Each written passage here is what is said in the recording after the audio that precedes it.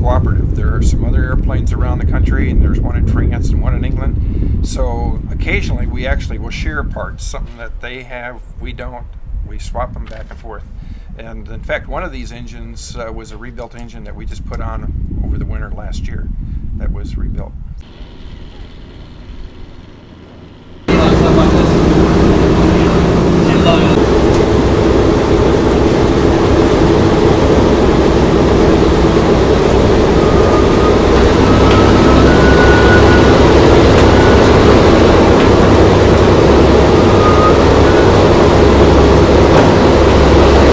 Well, there's no creature comforts. You go in there and there's no insulation or anything like that. You see the cables run for the elevator and the rudders in the back. The seats are very military sling type seats. It's noisy. But of course, during the crew days, they wore headsets and protection or whatever.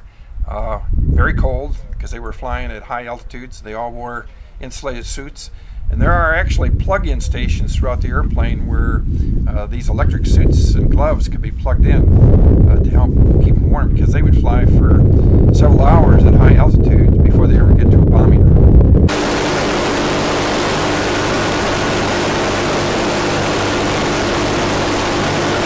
When we do relocation flights, sometimes we get pretty good altitudes, but rarely would we fly over, say, 13 or 14,000 feet. Because we just don't need to. If the weather's bad, we just don't fly.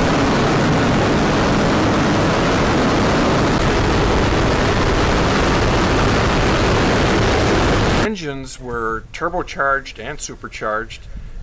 We have removed the wastegates from the turbochargers, and again, because that was required for high altitude, we don't fly that high. Flight plan it for 200 gallons an hour, and plus they burn a fair amount of oil. So it's an expensive bird to keep going.